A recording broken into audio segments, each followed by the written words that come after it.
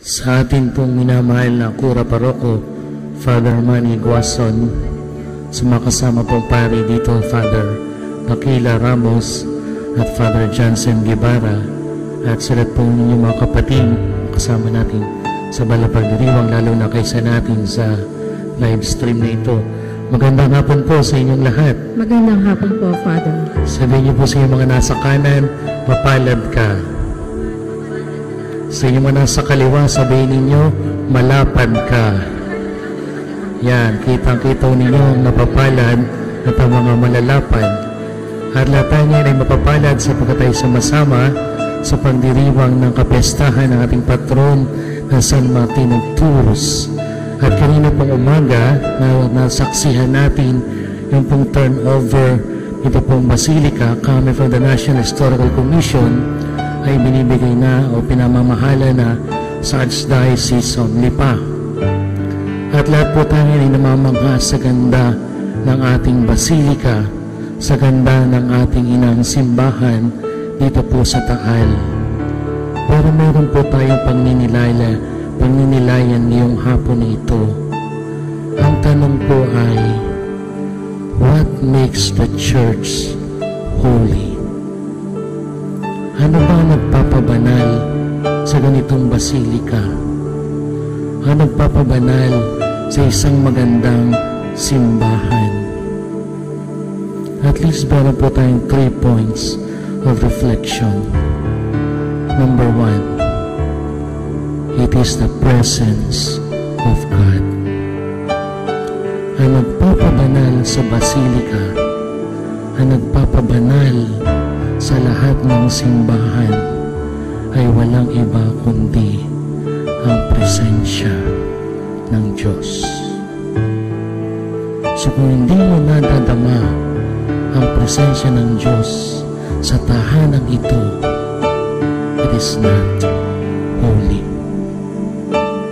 Kaya dapat ang lahat na napunta sa ganitong kagagandang basilika, sa ganitong kagagandang simbahan, unang-una, dapat madama ninyo ang presensya ng Diyos. It is the presence of God that makes the church holy. Maliwanag po ba? Naiintindihan niyo ako? So the first point of reflection is, it is the presence of God. Di ba karanasan natin yan sa ating tahanan, sa ating pamilya, kapag kayong bata nagagalit sa mga magulang, nagagalit sa kanilang tahanan, anong sabi ng bata? Makalayas na sa impyernong bahay na ito. Bakit?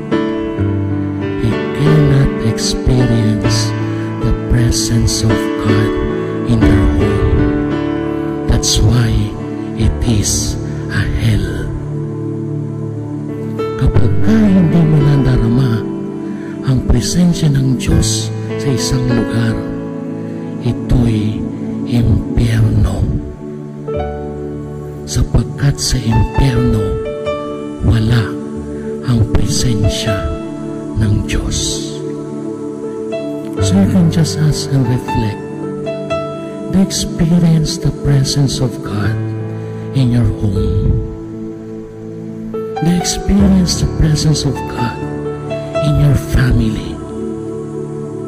Natatama ba ninyo ang presensya ng Diyos sa inyong tahanan?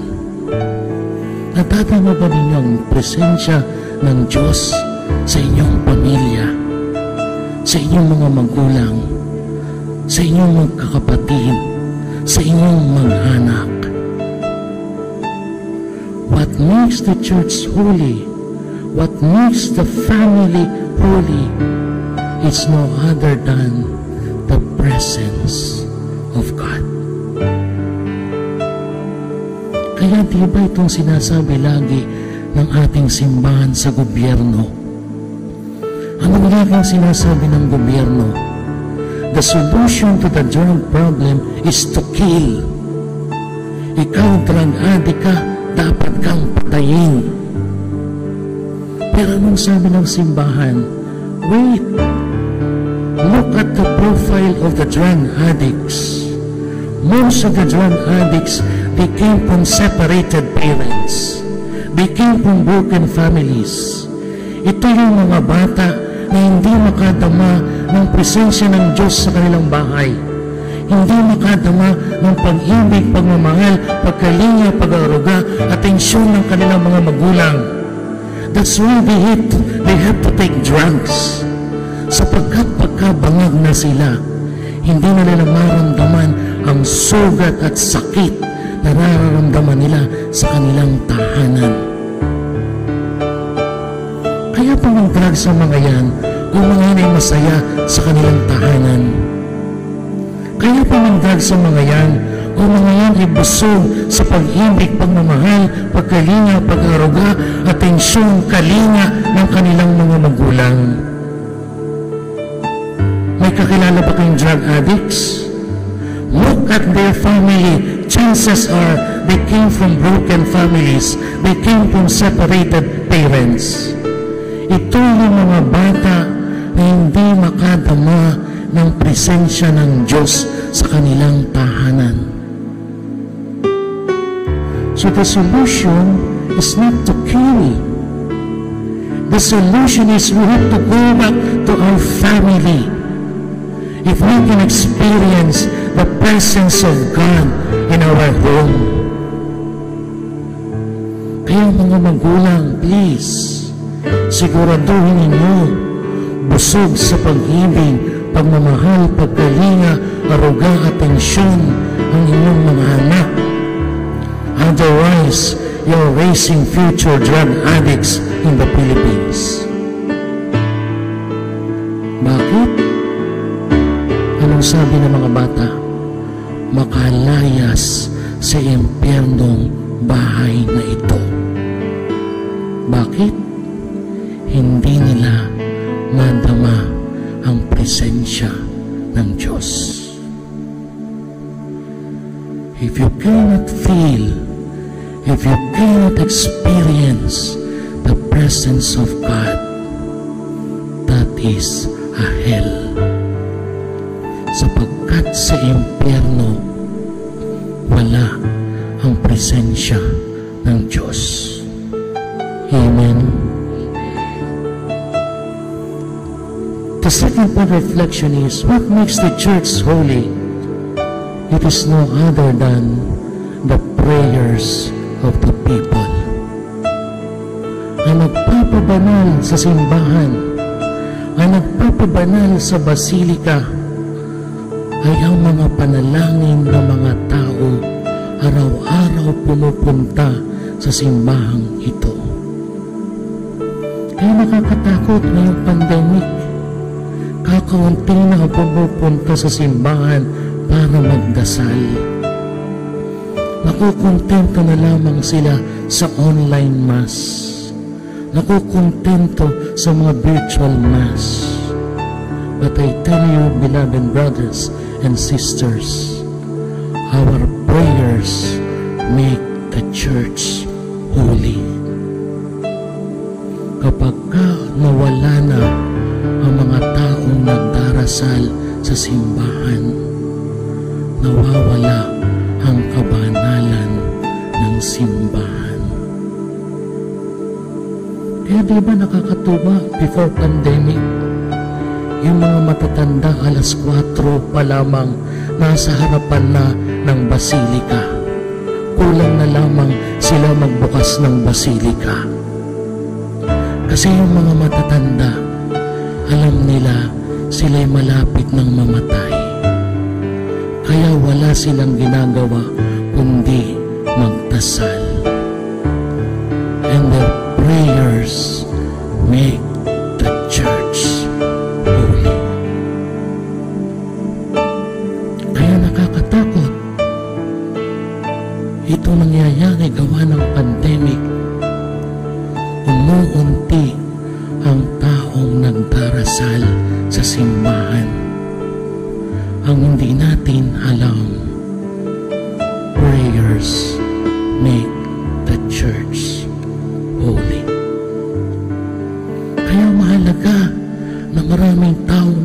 sa simbahan at nagdarasal. Kailangan manahimik. Kailangan madama ang presensya ng Diyos. Kaya huwag kayong magagalit na kapag kayo nasa ng simbahan ay napapagalitan ng mga pari sapagkat kay ingay na ingay. The house of God is the presence of God. You have to keep quiet. You have to feel the presence of God inside the church. Minsan nagagalit kayo sa aming mga pari kasi sinasaway kayo, kasi kayo maingay. Ginagawa lamang ng pari ang trabaho para kayo'y tumahimik upang malalaman, upang maalala ninyo ang simbahan ay presensya ng Diyos. We have to keep quiet. We have to experience the presence of God. At alam ninyo, mas mahigpit ang mga Hudyo doon sa kanilang liturgical instructions, pagpasok nila sa templo. Anong sabi doon? Ang sabi sa instructions, after keeping quiet, they make an examination of conscience. Kailangan nilang tumahimik at sa kanilang pagtahimik, they have to make an examination of conscience. Kaya pasama ng pasama ngayon ang tao. Kaya pasama ng pasama ang mundo. Why? We fail to make an examination of conscience. Hindi na naaantig ang konsensya. Hindi na naaantig ang puso. Hindi na naaantig ang kaluluwa. Hindi na naaantig ang kaibuturan ng puso. Bakit? They don't want to keep quiet. Because in silence, we are confronted by the presence of God. At pag tayo'y tumahimik, ang sabi sa instruction, let us make an examination of conscience. Kaya sumasama ang tao. Kaya sumasama ang mundo. Why? We fail to make an examination of conscience. Hindi na naantig ang puso.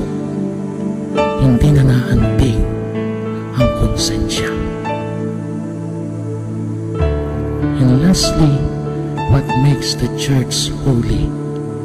Yung nasa gospel natin, ang sino magpakain sa nagugutom, sino magpainom sa nauuhaw, sino magbigay ng damit sa walang damit. Ito ang nagpapabanal sa ating inang simbahan. We have to share. We have to give. Maraming taong nagugutom. Maraming taong uhaw. Maraming taong nakukulong. Maraming taong huban. Gawa ng pandemic. Gawa ng mga calamities. It is the reason, siguro, kaya nga may pandemic, para maantig ang ating puso, tumulong sa mga taong mas nangangailangan. Alam po ninyo, one time, nag-share po sa amin isang pari na assign sa Tondo. After Sunday Mass, lumapit sa kanya yung isang parokyano niya sa Tondo. At ang sabi, Father, pwede po ba after the Mass, bendisyonan niyo po yung patay sa amin? Sige, pagkatapos ng misa, punta tayo sa bahay niyo, bebendisyon natin yung patay. Pagkatapos ng misa, nagpunta yung pare doon sa Tondo. You know what is Tondo? Squatters area, mga eskinita. Talagang pumunta siya doon sa gitna ng Tondo. Pagpasok niya doon sa bahay, laking gulat niya kasi ang patay ay 6-year-old boy. Isang bata, 6 years old. Habang binabasbasan niya yung patay, nanggulat siya sapagkat yung bata wala nang tainga. Kaya nagtaka siya. So tinapos niya yung pagbabasbas sa patay, 6 years old boy. Pagkatapos ng basbas, tinanong niya yung PPC. Sabi niya, bakit yung bata wala nang tainga? Ang sabi ng PPC, Father, yan pong batang iyan, 3 days nang may sakit. 3 days na pong may lagnat. Kanina pong madaling araw, nag-convulsion po siya. At nung siya po nag-convulsion, yung po kanyang nanay umalis. Nagpunta po sa mga kakilala, nangihiram po ng pera, pambili ng biogesic. Nung wala na po yung kanyang nanay, yun pong bata, namatay na.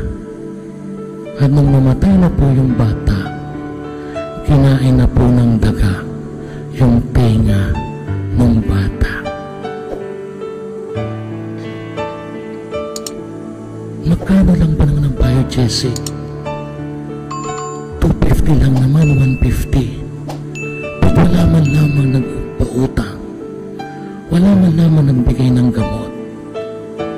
Kailangan bang dumating pa sa punto na kainin ng daga yung tenga ng bata?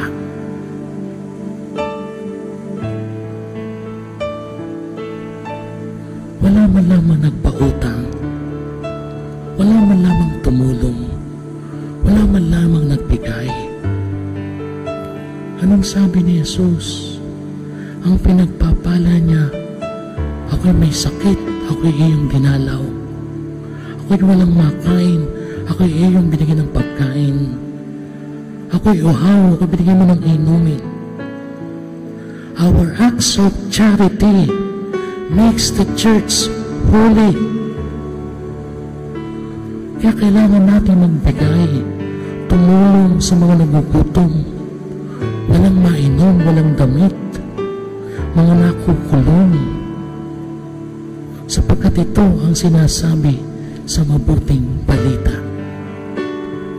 Pumasok kayo, mga pinagpala ng Diyos, sapagkat ako'y nagutom, ako'y inyong pinakain, ako'y nauhaw, ako'y inyong pininom.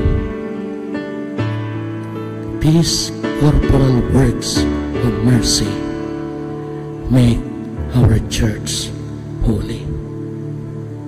3 bagay po ang nagpapabanal sa simbahan. First, is the presence of God. Second, the prayers of the people.